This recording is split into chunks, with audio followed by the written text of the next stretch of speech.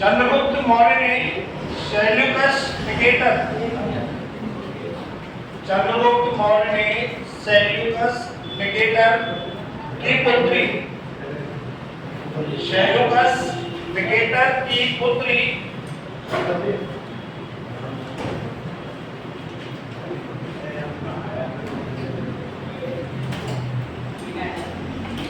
Helena से चंद्रगुप्त मौर्य ने Seleucus Nicator की पुत्री हेलेना से विवाह किया। चंद्रगुप्त मौर्य ने सेल्यूकस निकेटर की पुत्री हेलेना से विवाह किया।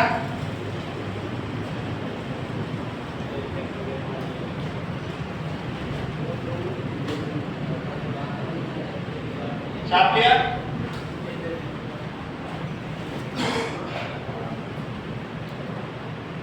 छाप लिया गया? नेक्स्ट टाइम लिखिए इस विवाह को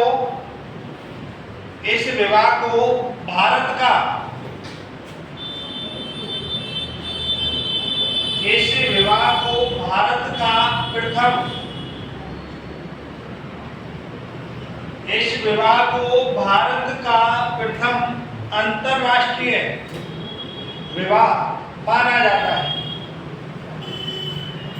इस विवाह को भारत का प्रथम अंतरराष्ट्रीय विवाह माना जाता है।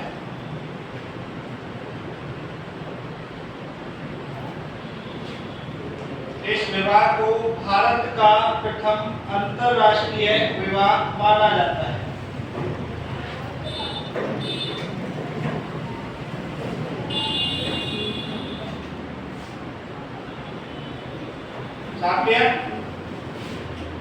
नेक्स्ट लिखिए सेल्यूकस निकेटर ने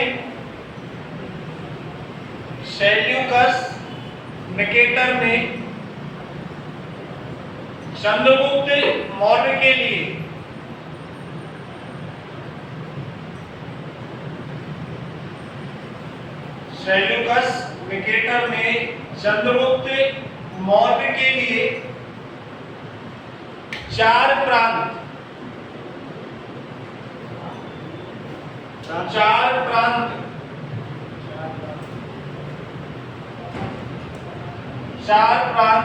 कौन कौन से? काबुल, कंधार, हेरात और बलूचिस्तान।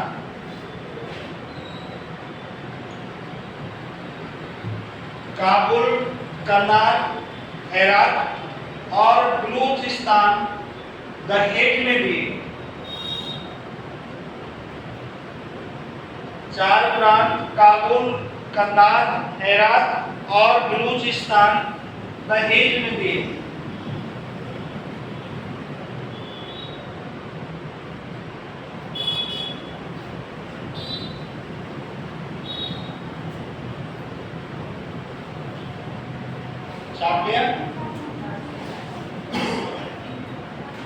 नेक्स्ट टाइम लिखिए चंद्रगुप्त मौर्य ने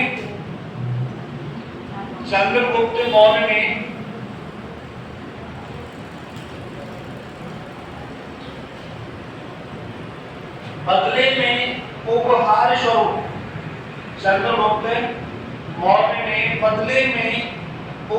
स्वरूप सेल्यूकस को चंद्रगुप्त मौर्य ने बदले में उपहार स्वरूप सेल्यूकस को 500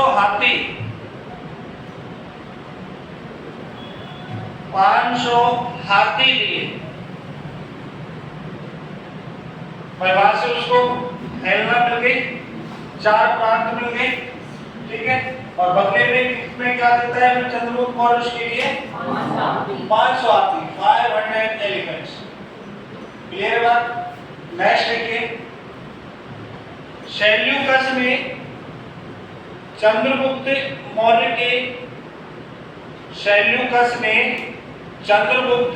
मौर्य के दरबार में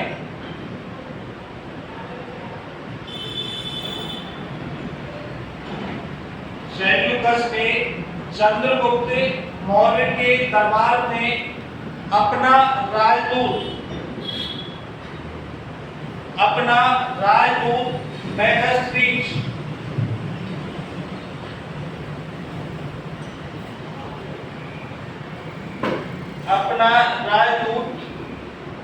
मेगास्ट्रीज नियुक्त किया।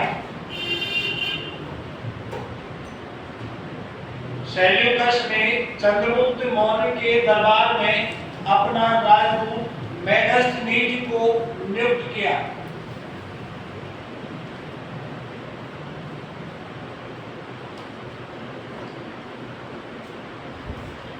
और मेगास्ट्रीज की प्रसिद्ध पुस्तक कौन सी है?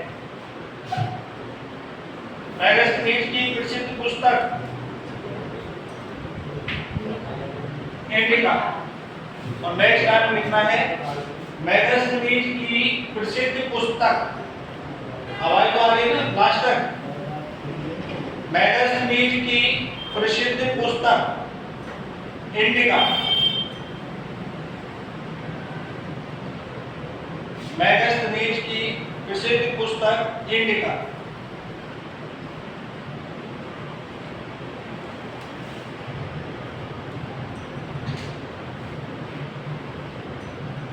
साफ लिया?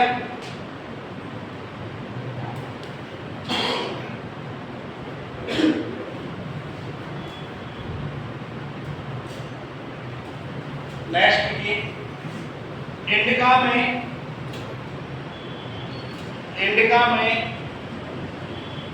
मेगास्ट्रीज ने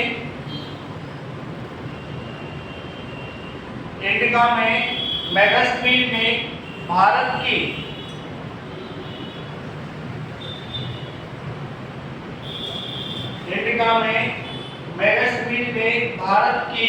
सामाजिक,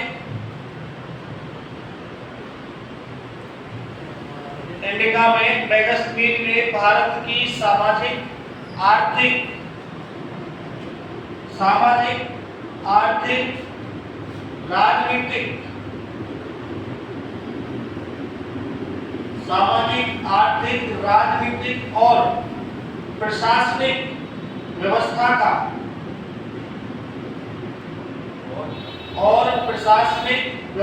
का वर्णन किया है।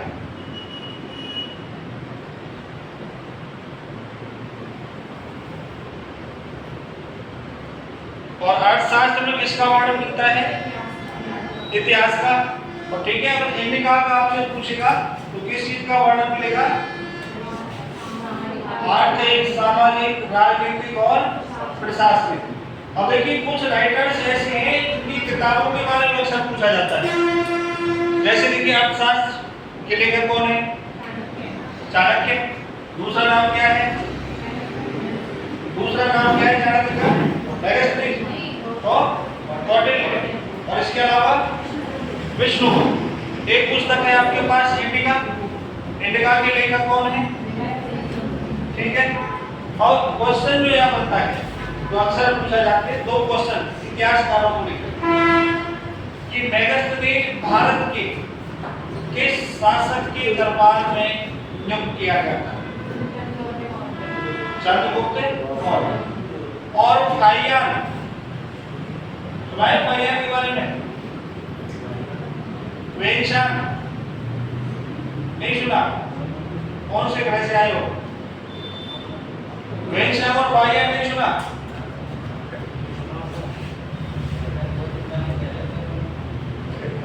अरे ये तो आपने 10वीं बारहवीं में जरूर पढ़ा होगा।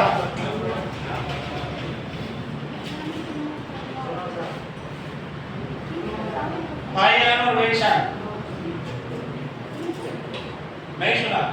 तो फिर तो तभी सुनाएंगे जब भी आएंगे, अभी सुनाने से क्या फायदा? जिस प्रकार से मेगास्ट्रीज आया था भारत आया था, यहाँ आया तो उसने भारत की आर्थिक, सामाजिक, राजनीतिक और प्रशासनिक व्यवस्था का वर्णन किया। इसका मतलब मेगास्ट्रीज ने भारत का और उस समय के तत्कालीन समाज का अच्छी तरह से वर्णन किया है।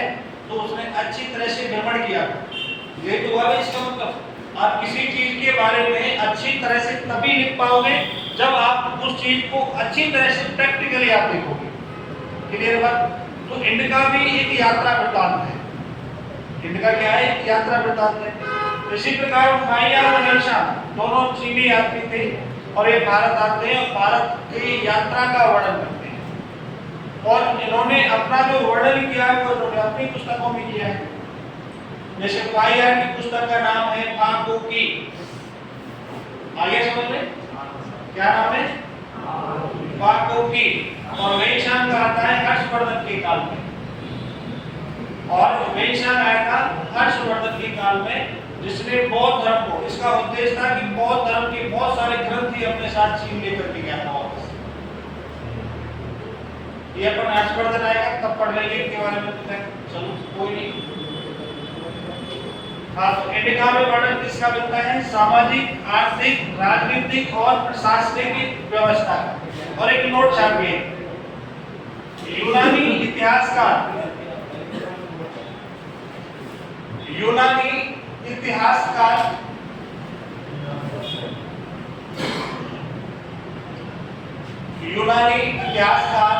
चंद्रगुप्त मौर्य को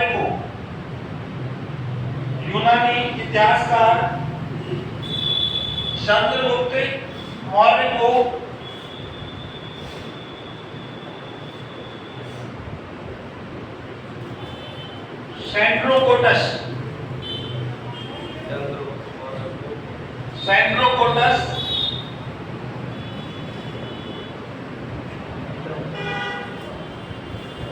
और एंड्रोकोटस। यूनानी इतिहासकार चंद्रगुप्त मौर्य को सेंड्रोकोटस और एंड्रोकोटस नाम से भी संबोधित करते हैं।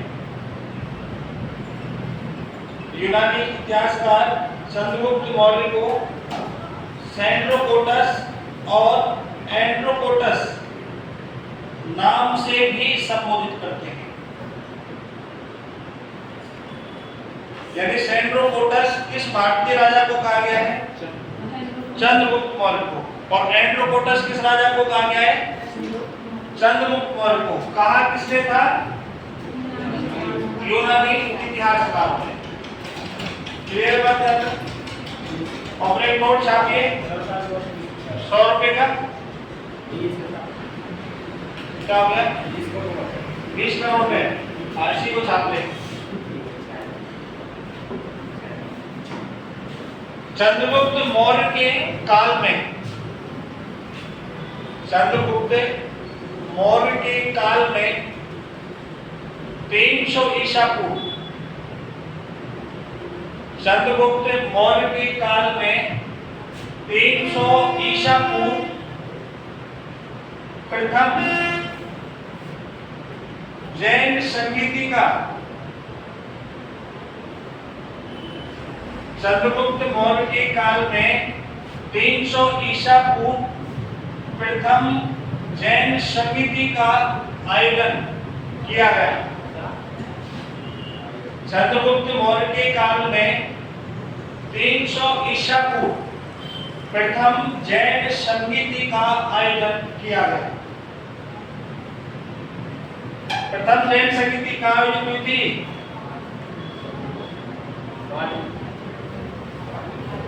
पाटलिपुत्र। और पाटलिपुत्र का प्राचीन नाम क्या था? कुसुमपुरा। क्या नाम था? पाटलिपुत्र का प्राचीन नाम था कुसुमपुरा। आगे ध्यान कुछ हुआ था? कुछ कुसुमपुरा किसने बसाया था? आप जानते सब किसने बसाया था कुसुमपुरा?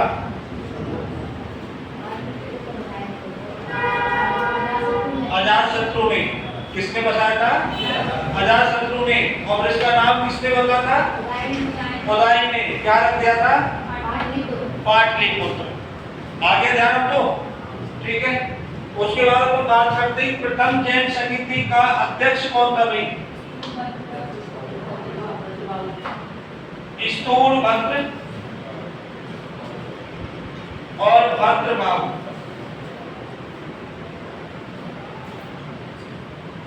इसका अध्यक्ष था स्थूलभद्र और भद्रबाहु। और शासक कौन था? चंद्रगुप्त मौर्य। जैन धर्म का विभाजन किस समिति के दौरान हुआ? जैन धर्म का विभाजन भाई श्वेतांबर और दिगंबर दो शाखाओं में बटा था ना, ये समिति के दौरान हुआ था प्रथम जैन समिति। और इसी समिति में जैन धर्म का विभाजन होता है, दो भागों में बट जाता है ये। एक तो बढ़ता है दिगंबर और दूसरा श्वेतांबर। ये जो घटना होती है 300 ईसा को चंद्रगुप्त मौर्य के काल में पाटलिपुत्र में प्रथम जैन समिति के दौरान। क्लियर बात?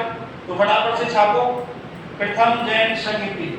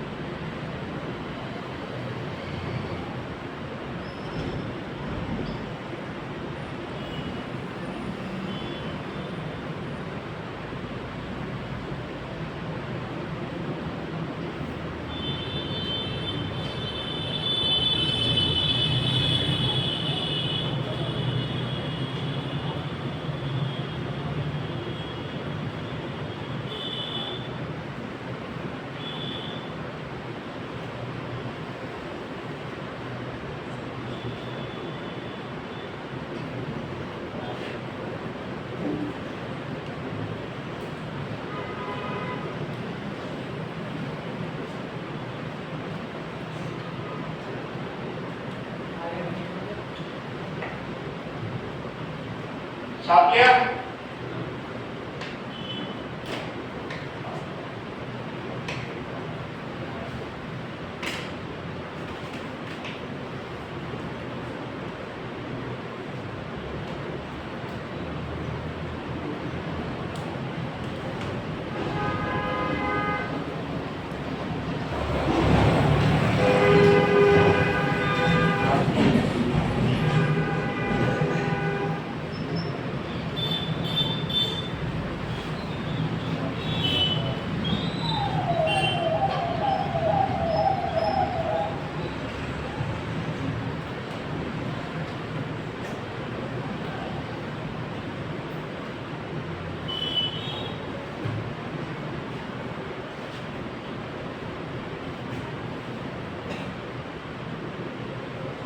और नेक्स्ट एक नोट और छापिए। चंद्रगुप्त मौर्य के गवर्नर, चंद्रगुप्त मौर्य के गवर्नर, चंद्रगुप्त मौर्य के गवर्नर, गवर्नर कहा जाता था प्रशासक को, चाहे तो ब्रैकेट में लिख लेना प्रशासक। चंद्रगुप्त मौर्य के गवर्नर यानी प्रशासक पुष्यगुप्त वैश्य,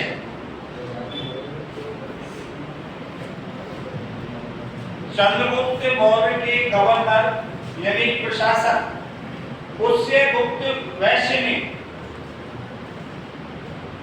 सिंचाई के लिए, पुष्यगुप्त वैश्य ने सिंचाई के लिए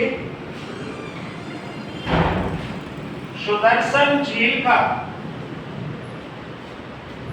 सिंचाई के लिए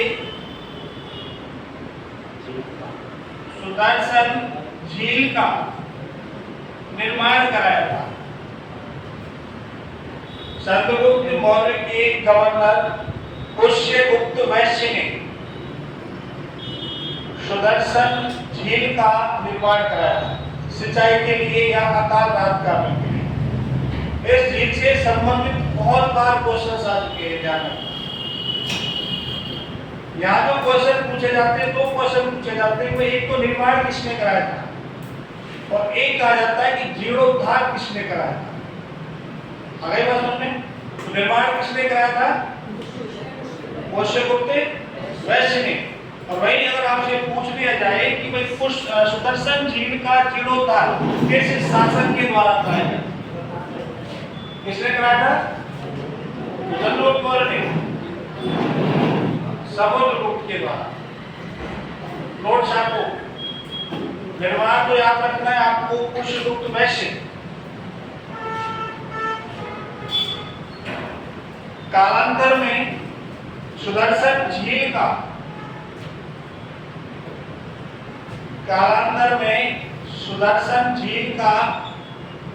पुनर्निर्माण, कालांतर में सुदर्शन झील का पुनर्निर्माण या जीर्णोद्धार, कालांतर में सुदर्शन झील का पुनर्निर्माण या जीर्णोद्धार समुद्रगुप्त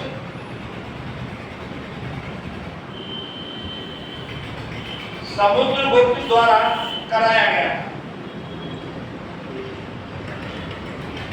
समुद्रगुप्त द्वारा कराया गया।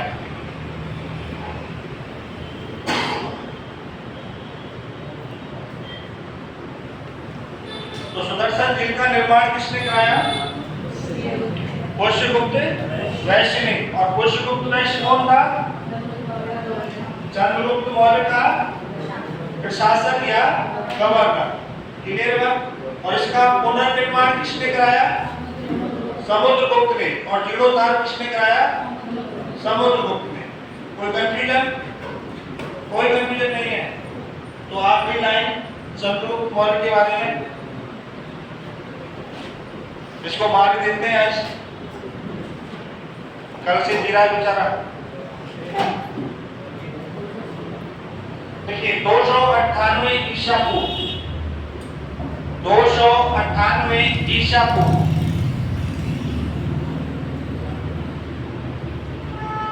298 ईसा पूर्व में चंद्रगुप्त ने 298 ईसा पूर्व में चंद्रगुप्त ने भद्रबाहु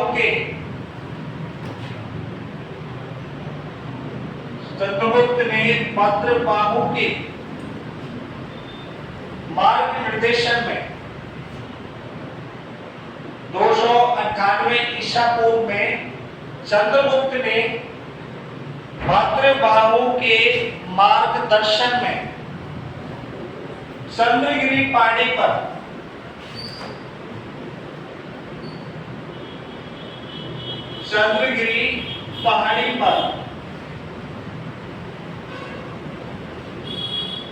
श्रवणबेलगोला कर्नाटक में, यदि आपने 5-6 लाइनें बनती इनको एक साथ लिखा रहा हूं। चंद्रगिरी पहाड़ी पर श्रवणबेलगोला कर्नाटक में संलेखना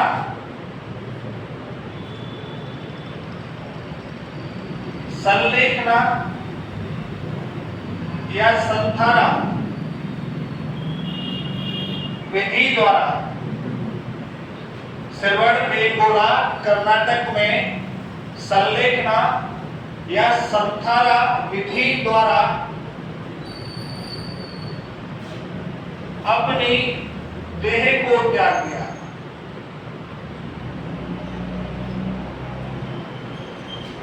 संलेखना या संथाना विधि द्वारा अपनी देह को त्याग दिया, यानी इन्होंने इच्छा मृत्यु का वर्ण किया था। इच्छा मृत्यु का वर्ण किया और भद्रबाहु के साथ ये जाता है चंद्रगिरी पर्वत पर, और वहां जाकर के ये जो चंद्रगिरी पर्वत है श्रवणबेलगोला कर्नाटक में स्थित है, और भद्रबाहु के संरक्षण में संलेखना विधि करता है। संलेखना विधि आप जानते हो क्या होती है? तपस्या करते कैसे?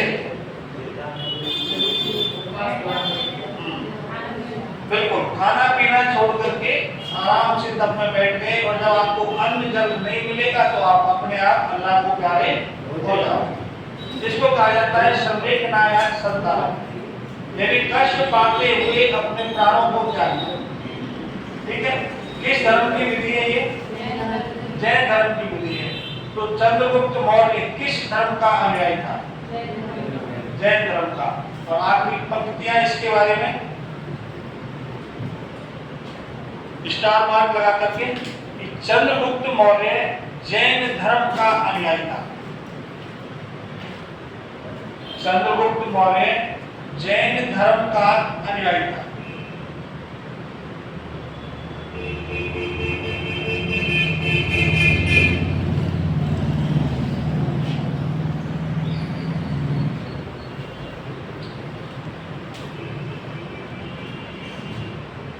तो बृहद्रथ वंश की स्थापना किसने की थी भाई? किसने की थी? बृहद्रथ ने की थी। बृहद्रथ वंश का अंतिम शासक रिपुजन है। रिपुजन को किसने मारा था? सामंत भट्टिय ने। और भट्टिय ने किस वंश की स्थापना की थी? हर्यक वंश की। हर्यक वंश का वास्तविक संस्थापक बिंबिसार। भारत का प्रथम प्रतिहंता किसे कहा जाता है? भारत का दूसरा प्रतिहंता किसे कहा जाता है? उदयन को कहा जाता है। हर्यक वंश का अंतिम शासक नागदशक। हर्यक वंश का अंतिम शासक नागदशक। नागदशक को किसने मारा?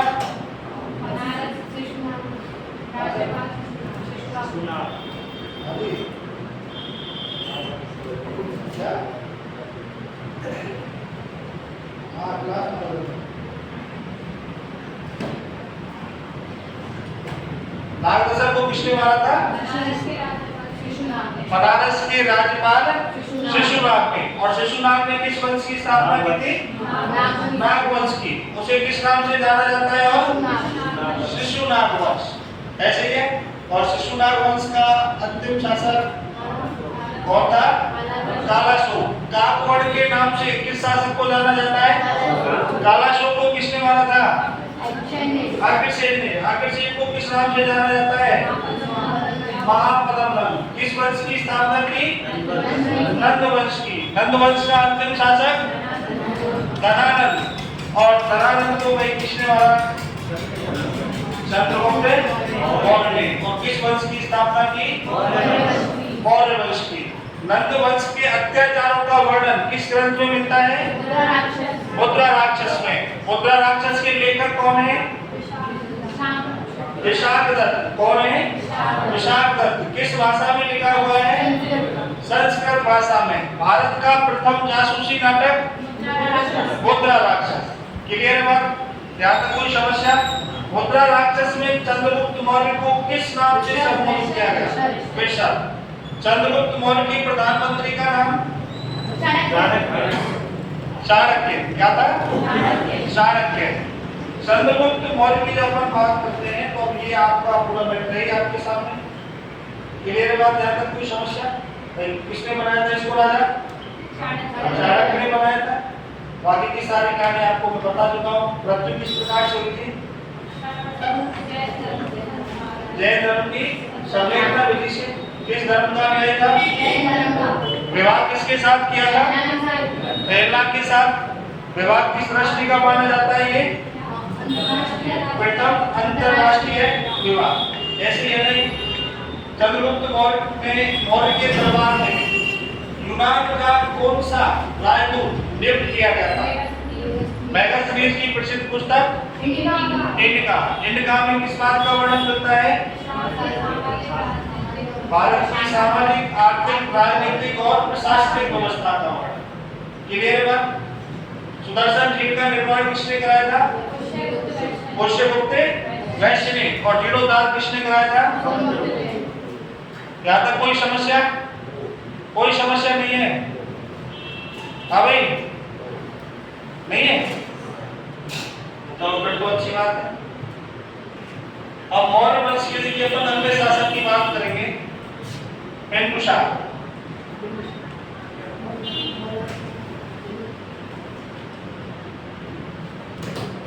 बिंदुसार किस वंश का शासक था?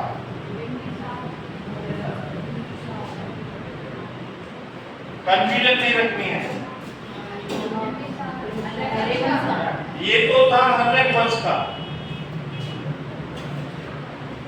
हर्यक वंश का, और ये किस वंश का है? मौर्य वंश का। क्लियर है ना?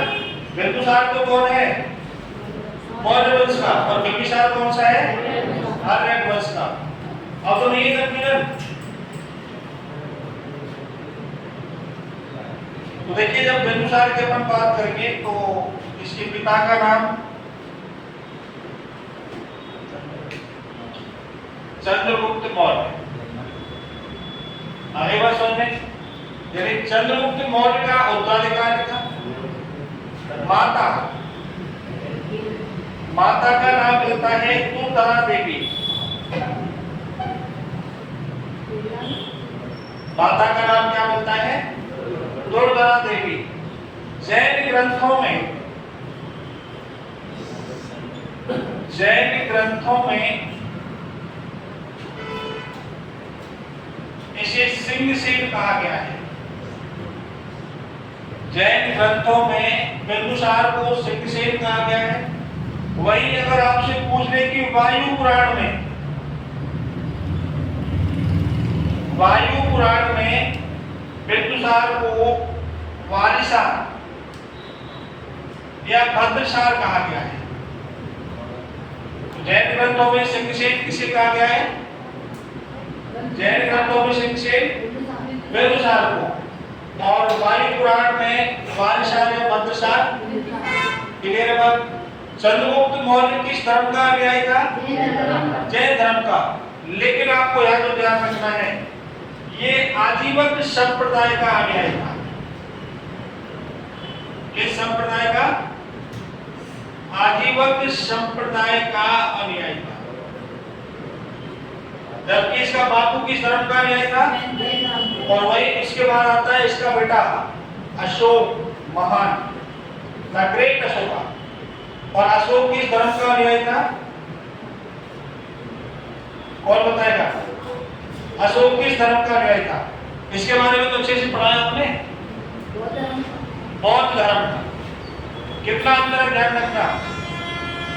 अशोक का बाबा ग्रैंडमदर किस धर्म का अनुयायी है? अशोक का बाबा ग्रैंडमदर जैन धर्म का। किस धर्म का है? जैन धर्म का। लेकिन चंद्रगुप्त मौर्य की बात है। चंद्रगुप्त मौर्य के बाद उसका बेटा बिंदुसार किस धर्म का अनुयायी है? आजीवन। किस धर्म का अनुयायी है? आजीवन। और वहीं इसका बेटा अशोक किस धर्म का अनुयायी होता है? बौद्ध धर्म। तीनों ही डिफरेंट धर्म को अपनाते हैं। आगे बात सुने, तो ये आजीवन संप्रदाय का अनुयायी था, और इसे इतिहास में अमित्र घात, इसी को कहा जाता है अमित्रोकोटस, और इसी को कहा जाता है अमित्र घात। और इतिहास में बिंदुसार को अमित्र घात, अमित्रोकोटस और अमित्र घात के नाम से भी जाना जाता है। जिस प्रकार से यूनानी इतिहासकारों ने चंद्रगुप्त मौर्य को सेंड्रोकोटस और एंड्रोकोटस नाम से जाना था, उसी प्रकार यूनानी इतिहासकारों ने बिंदुसार को अमित्रघात, अमित्रोकोटस और अमित्रघात के नाम से संबोधित किया। क्लियर है बात?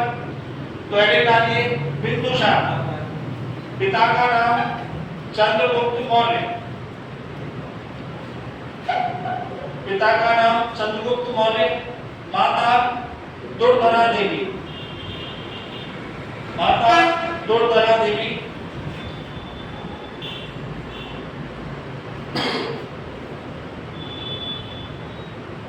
और उसके बाद लिखना है आपको, बिंदुसार को जैन ग्रंथों में, बिंदुसार को जैन ग्रंथों में सिंहसेन कहा गया है। ये इंपॉर्टेंट है, वन लाइनर फैक्ट ध्यान रखना। बिंदुसार को जैन ग्रंथों में सिंहसेन कहा गया है।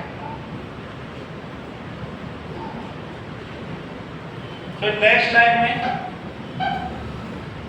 बिंदुसार को वायु पुराण में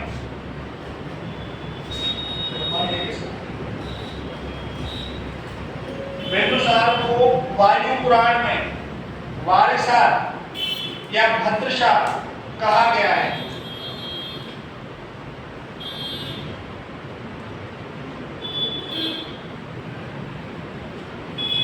बिंदुसार को वायु पुराण में वारिसार या भद्रशाह कहा गया है।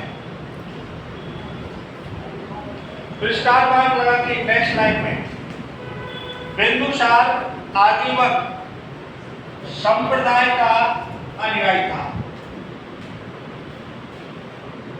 बिंदुसार आजीवक संप्रदाय का अनुयायी था।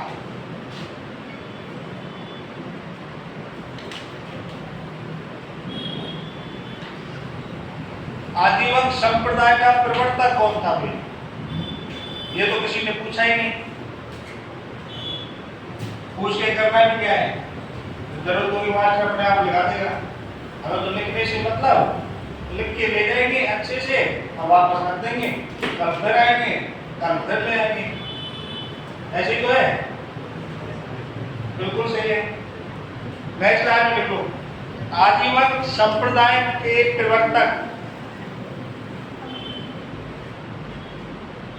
क्योंकि अगर पूछ लिया आपने तो बहुत बड़ा पाप कमा लोगे ना। आजीवक संप्रदाय के प्रवर्तक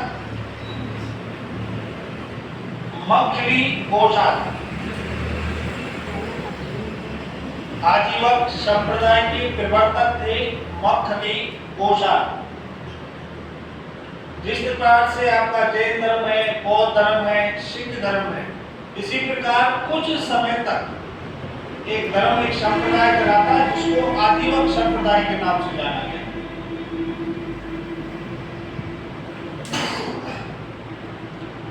आजीवक संप्रदाय की प्रवर्तक मखली गोसाल।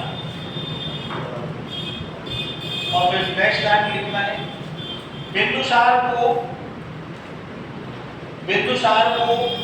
अमित्र घाट। बिंदुसार को अमित्र घाट, अमित्रोकोटस। बिंदुसार को अमित्र घाट, अमित्रोकोटस और अमित्रघात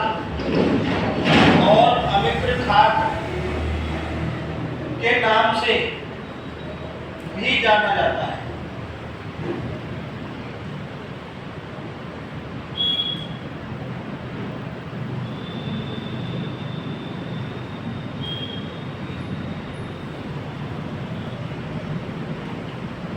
छाप दिया?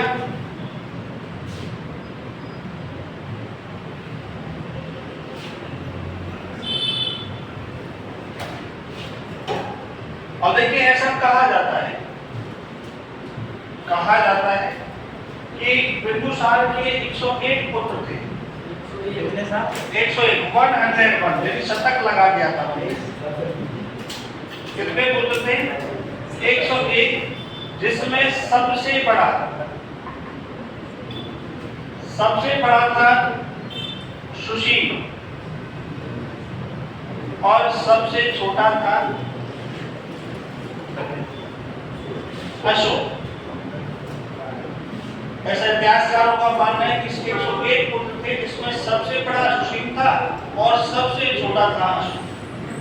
और आगे हम पढ़ेंगे वो ग्रंथ हैं, आपने पढ़े होंगे शायद, दिव्यावतार, दीपवंश, महावंश। लिखाई देना, दिव्यावतार, दीपवंश और महावंश। ग्रंथों के अनुसार अशोक ने अपने 100 भाइयों की हत्या करके सिंहासन संभाला। ये ग्रंथों के अनुसार है, अपने अनुसार नहीं। क्लियर बात?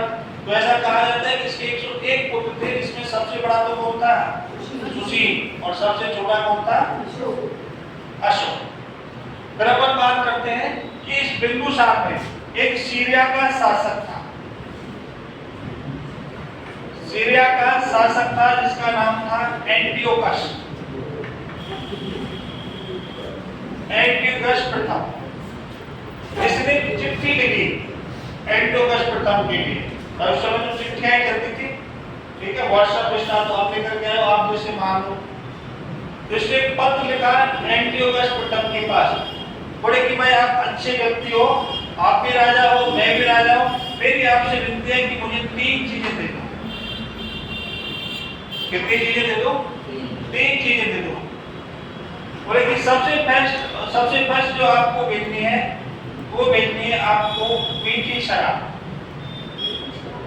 हाँ, क्या चाहिए? मीठी शराब। और बोले कि दूसरा चाहिए सूखे अंजीर। और क्या चाहिए? सूखे अंजीर। और तीसरी चीज और उसने मांगी, और बोले कि एक दार्शनिक भेज दो। और एक क्या भेज दो? दार्शनिक भेज दो। तो ये जब चिट्ठी एंटियोकस प्रथम के पास जाती है, तो वो भी उसको वापसी में जवाब देता है, बोले कि ठीक है यार, तुम कह रहे हो तुम भी राजा, मैं भी राजा, मीठी शराब दे सकता हूँ, सूखे अंजीर दे सकता हूँ, लेकिन दार्शनिक नहीं दूंगा भाई। हमारे यहाँ दार्शनिकों को, इतिहासकारों को, कलाकारों को बेचा नहीं जाता। और ऐसा कहकर के इसको ये 2 चीजें, केवल मीठी शराब और सूखे अंजीर ही बेचता है। लेकिन फिर भी इसकी विनती पर एंटियोकस प्रथम बाद में अपना एक राजदूत भेजता है, डाइमेकस नामक राजदूत, ये बिंदुसार के दरबार में भेजता है। ठीक है, अब देखिए ये बताने के पीछे कारण क्या है कि जैसे हम बात करते हैं भाई चंद्रगुप्त मौर्य के दरबार में राजदूत किसे नियुक्त किया गया था? मैगस्ट्रील को नियुक्त किया गया था।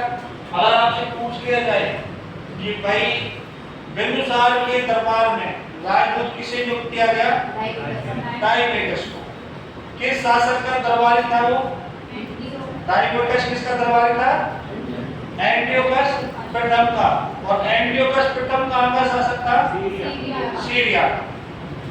क्लियर है बात? तो नेक्स्ट लिखिए,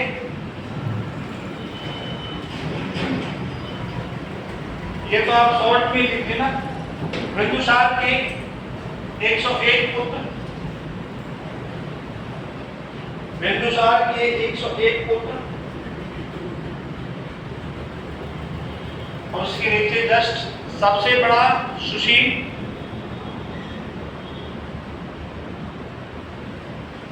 सबसे छोटा अशोक,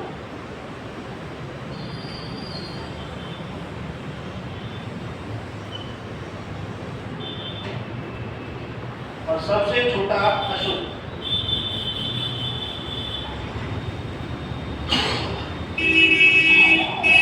नेक्स्ट देखिए, इसी में बिंदुसार ने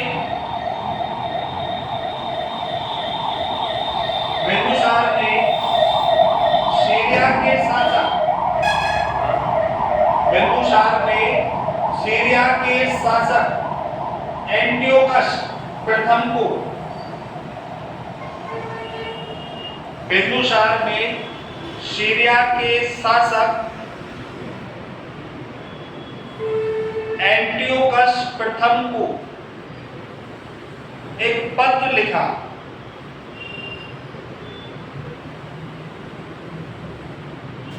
एंटियोकस प्रथम को एक पत्र लिखा जिसमें 3 चीजों की, एक पत्र लिखा जिसमें 3 चीजों की मांग की।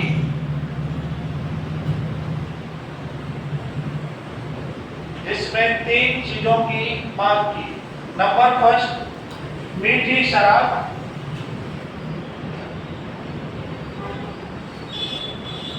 नंबर 2 सूखे अंजीर,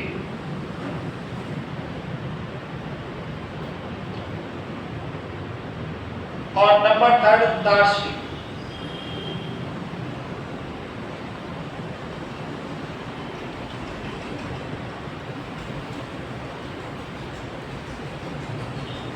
तो फिर नेक्स्ट लाइन में लिखना है एंटियोकस प्रथम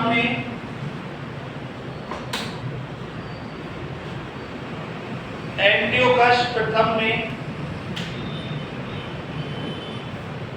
दार्शनिक देने से एंटियोकस प्रथम ने दार्शनिक देने से मना कर दिया। एंटियोकस प्रथम ने दार्शनिक देने से मना कर दिया और दार्शनिक देने से मना कर दिया और बिंदुसार के दरबार में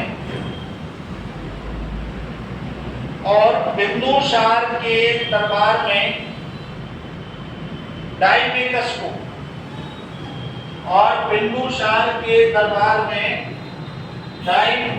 को अपना राजदूत एम्बेसडर और डाइमेकस को अपना राजदूत नियुक्त किया।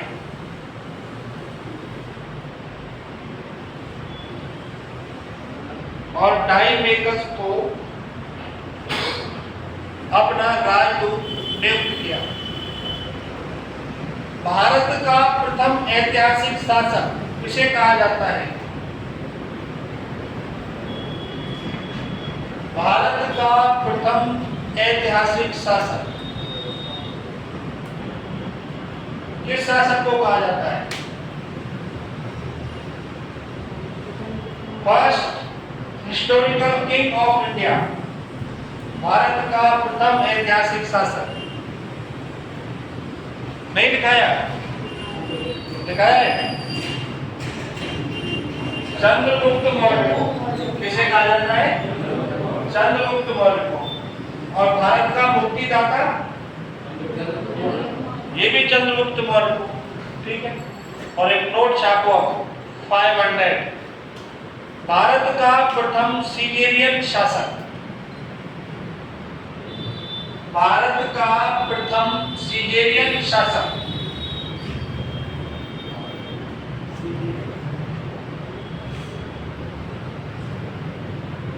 भारत का प्रथम सीजेरियन शासक बिंदुसार को कहा जाता है। ये डॉक्टर था ये। सीजेरियन क्या होता है? जो ऑपरेशन करता है, सर्जन। भारत का प्रथम सीजेरियन शासक किसे कहा जाता है? बिंदुसार। क्यों कहा जाता है?